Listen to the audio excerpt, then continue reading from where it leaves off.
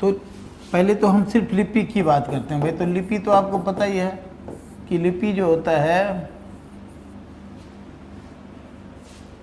किसको कहते हैं, तो ऐसा संकेत चिन्ह जो किसी भाषा को व्यक्त करती है उसे लिपि कहते हैं। ऐसा संकेत चिन्ह जो किसी भी भाषा को व्यक्त करती है उसे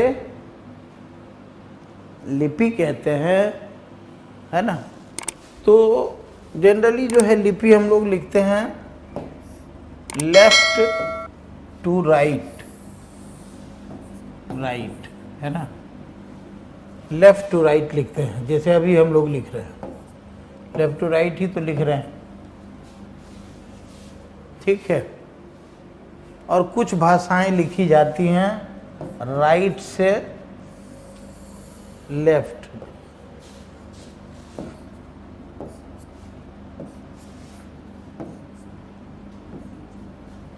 है ना। अब जैसे एग्जाम्पल के तौर पे लेफ्ट से राइट वाली जो हम लोग स्क्रिप्ट लिखते हैं, लिपि लिखते हैं, जैसे लिपि कौन है, जैसे कि ब्राह्मी, ब्राह्मी लिपि, ब्राह्मी लिपि जो है ब्राह्मी लिपि, है ना। फिर से ब्राह्मी लिपि, ब्राह्मी,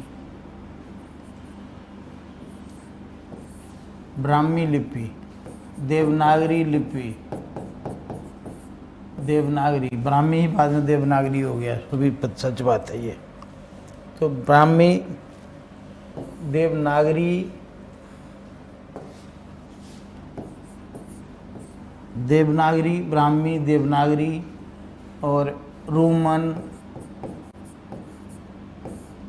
तो ब्राह्मी में देखोगे क्या लिखते थे पहले, पाली भाषा, पाली मतलब भाषा अलग चीज़ है। भाषा तो अभिव्यक्ति है जिसको हम लिपि में अभिव्यक्त करते हैं, है ना। तो लिपि अलग चीज़ है, भाषा अलग चीज़ है भाई साहब, है ना।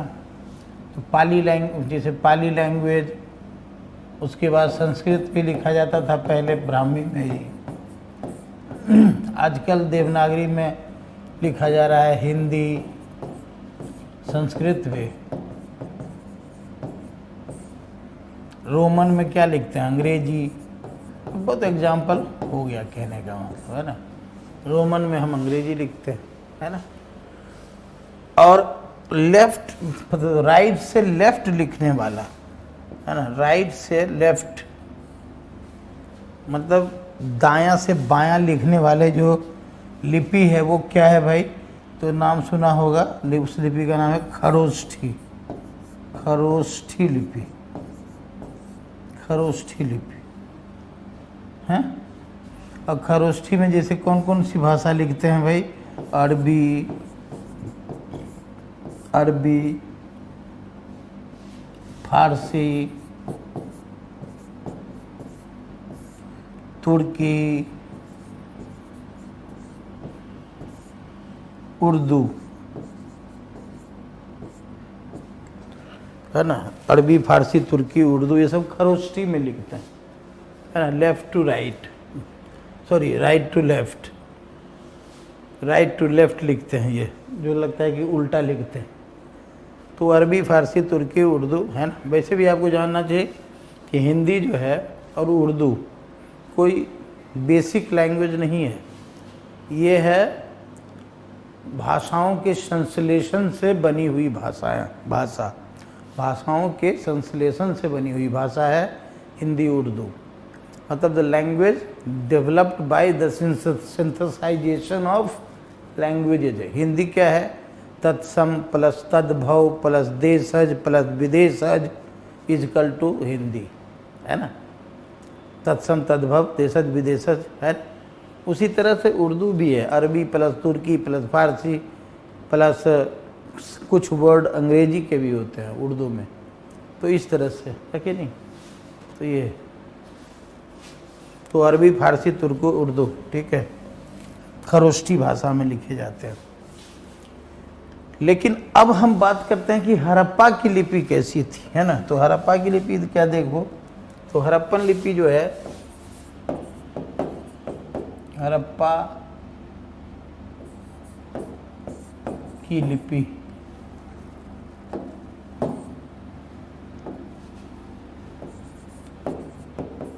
हड़प्पा की लिपि जो कि अभी हम पढ़ नहीं पाए हैं, है ना, वो कैसी है? स्टार्ट करते थे वो राइट से,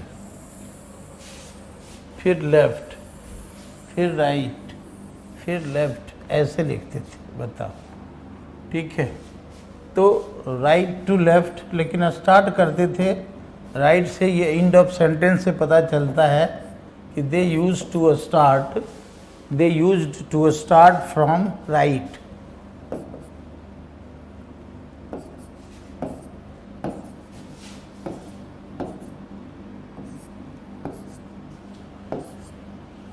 तो लेफ्ट मतलब राइट, लेफ्ट, पूरा स्मार्ट थे, हाथ भी उठाने की जरूरत नहीं है। बताओ, हैं?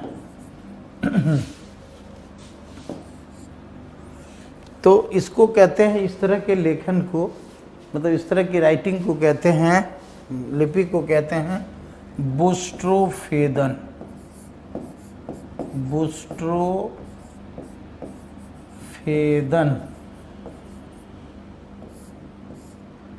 बुस्ट्रोफेदन लिपि।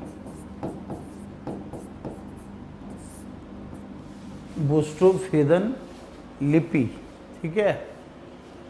तो बुस्ट्रोफेदन लिपि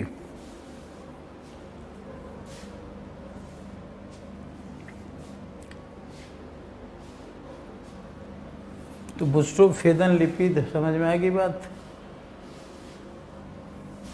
तो ये बुस्ट्रोफेदन लिपि है लिखने के तकनीक के आधार पर, है ना, लेखन तकनीक के आधार पर यह है बुस्ट्रोफेदन।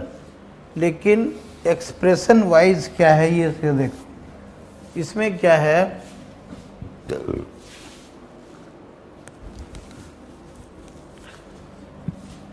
कि इसमें जो इनके सिंबल्स हैं कुछ इस टाइप से दिखाई देते हैं, है ना।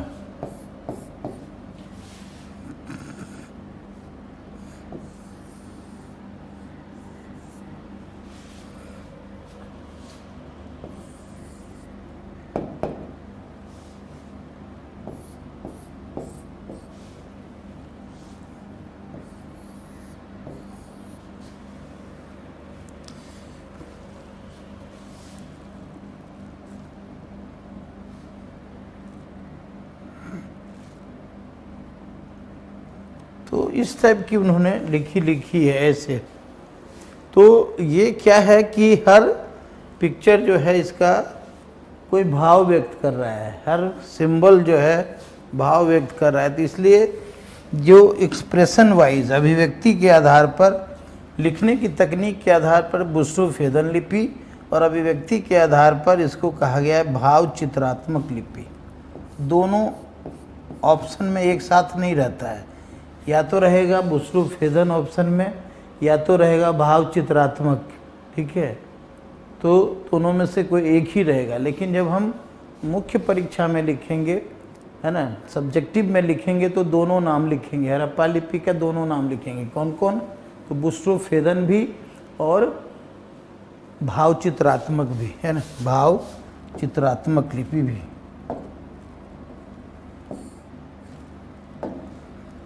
भाव चित्रात्मक,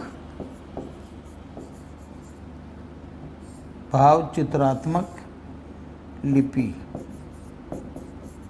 ठीक है? तो दोनों नाम हैं हड़प्पा लिपि के, ठीक है? देख लिया।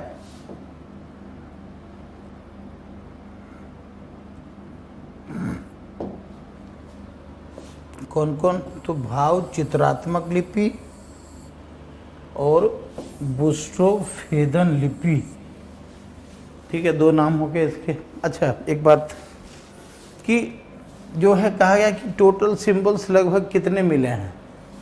टोटल सिंबल मिले हैं, टोटल सिंबल्स जो मिले हैं वो मिले हैं लगभग 400। ठीक है 400, जबकि एक्चुअल सिंबल क्या है, एक्चुअल सिंबल्स मतलब कुल, वो उतना मैं हिंदीबाजी नहीं कर रहा हूँ, यहाँ देख लेना कि टोटल सिंबल जो है यानी कुल संकेत चिन्ह हैं 400, जबकि वास्तविक संकेत चिन्ह हैं, एक्चुअल सिंबल्स हैं 60। समझ गया? अब सोचोगे कि ये कैसे, ऐसा क्यों, ऐसा क्यों, ऐसा क्यों, है ना? तो ऐसा क्यों इसलिए है कि जैसे मैं इसको काउंट करूं 1 1 2 3 4 5 6 7 8, लेकिन हम एनालिसिस करते हैं तो पता चलता है कि ये वाला सिंबल और ये वाला सिंबल एक ही है, बस डायरेक्शन का फर्क है। ये वाला सिंबल और ये वाला सिंबल भी एक ही है, इसमें भी डायरेक्शन का फर्क है। ये वाला सिंबल और ये वाला सिंबल भी एक ही है, बस डायरेक्शन और 2 डॉट का फर्क है ना? तो इस आधार पर जब हम अब काउंट करेंगे तो देखोगे, काउंट करेंगे 1 2 3 और 4 और 5, है ना? तो यहाँ पर देखने में हमने टोटल काउंट किया था तो 8 हो रहा था, लेकिन जब एनालिसिस किया कि नहीं डायरेक्शन वायरेक्शन बस चेंज है तो वही सिंबल, तो हमारा निकल के आया 5, 8 की जगह पे 5। ठीक वैसे ही समझ लो कि जैसे लिखते हैं क्या लिखते हैं भाई, तो लिखते हैं क, का, की, कु। अब देखने में यहाँ लग रहा है 1 2 3 4 5, लेकिन एक्चुअल सिंबल क्या है, क ही है, क्योंकि मात्राओं का फर्क है ना? तो सेम ऐसा ही यहाँ पर भी है कि जो है कुल सिंबल्स जो हैं वो हैं 400, जबकि वास्तविक सिंबल हैं 60। ठीक है, हड़प्पा के।